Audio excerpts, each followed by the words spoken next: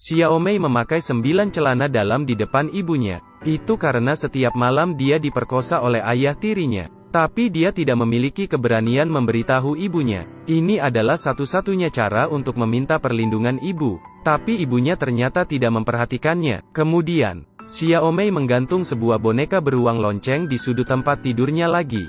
Dengan harapan jika bel ini berbunyi, ibunya dapat menolongnya. Tetapi saat tengah malam tiba, tempat tidur Xiaomei mulai bergetar hebat. Bel berbunyi sangat keras. Tetapi ibu Xiaomei sepertinya tuli, tidak merespon sama sekali. Keesokan harinya, ibu melihat bercak di tempat tidur putrinya. Seketika membuatnya menyadarinya.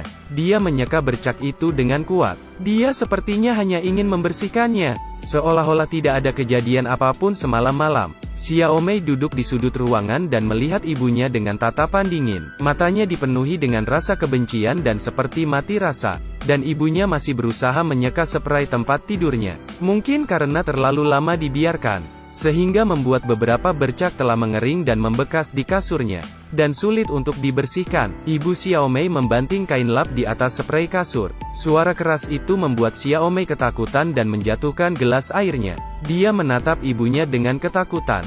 Dan saat itu juga, tatapan ibunya dipenuhi dengan rasa kecemburuan dan kemarahan. Seketika, ibunya menarik Xiaomei, memegang erat pergelangan tangannya. Kemudian dia mengambil kemoceng dan memukul Xiaomei. Xiaomei mengemis dan menangis. Tetapi itu hanya membuat ibunya memukul semakin keras. Akhirnya, Xiaomei dipukuli sampai meninggal. Lalu ketika polisi menerima laporan, tubuh Xiaomei sudah kaku. Berdasarkan hasil otopsi, Xiaomei mengalami banyak pelecehan selama hidupnya, dan ada tanda-tanda kekerasan. Polisi langsung menangkap ibu Xiaomei, tapi dia hanya diam dan tidak pernah mengatakan sepatah kata pun. Sehingga polisi tidak dapat menemukan bukti kesalahan wanita itu sama sekali. Interogasi menemui jalan buntu. Karena kasus ini terlalu mengerikan, jadi kepala polisi bernama Chen memutuskan untuk menginterogasinya sendiri.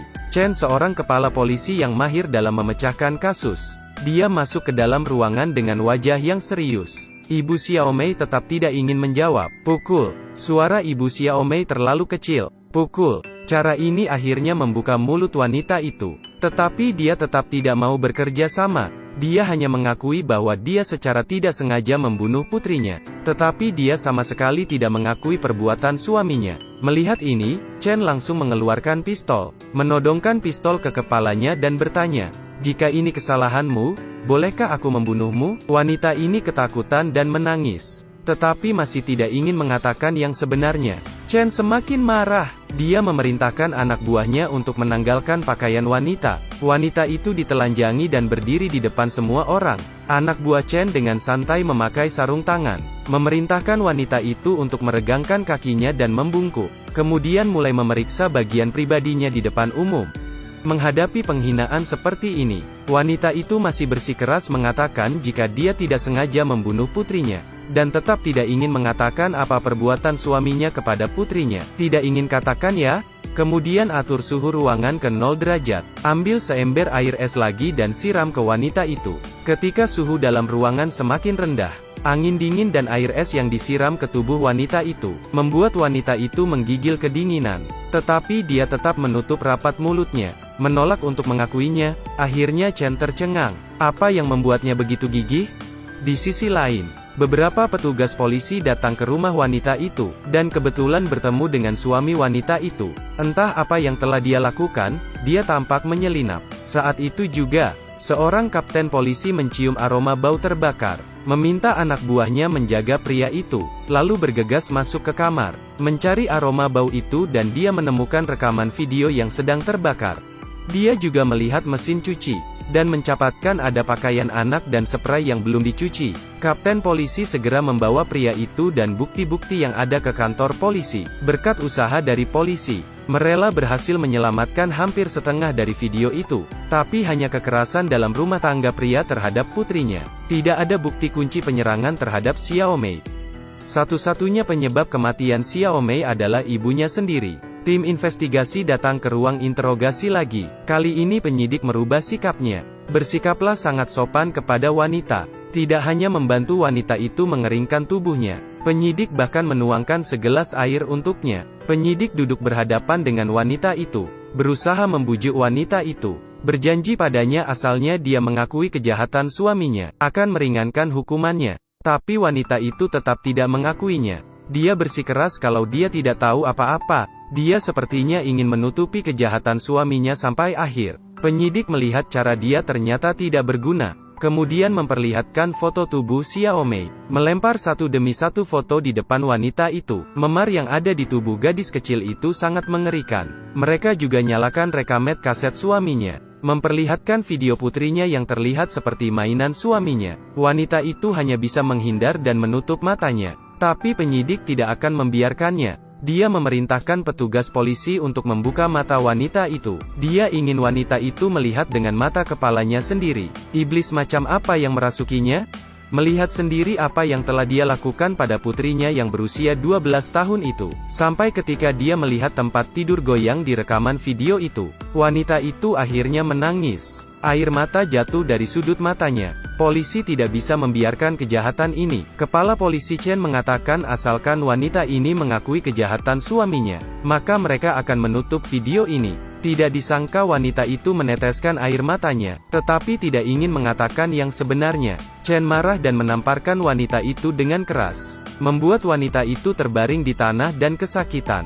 Melihat itu, Chen tidak bisa melanjutkan interogasinya, dan memerintahkan polisi untuk mengirimnya kembali ke sel. Saya pikir kasusnya telah terhenti. Ternyata malam harinya sesuatu telah terjadi. Wanita itu menggosokkan pergelangan tangannya di tepi semen. Dia juga menggigit tangannya hingga terluka, karena dia takut dia akan mengatakan yang sebenarnya dan melibatkan suaminya.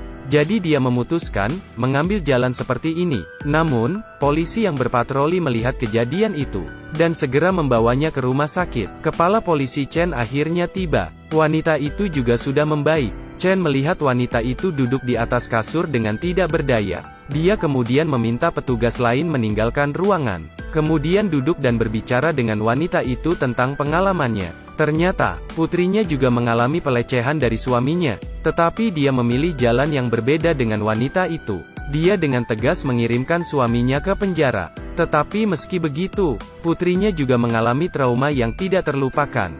Setelah mendengar cerita Chen, wanita itu akhirnya bersedia berbicara. Sebenarnya dia tahu kekejaman suaminya setiap malam. Dia juga menyadari jika putrinya meminta pertolongannya, tetapi dia tidak berani mengatakan apapun, karena ketika dia berusia 14, dia juga dilecehkan oleh ayahnya, dan di umur 15 tahun dia memiliki seorang putri. Dia bahkan diusir dari rumah oleh ibunya.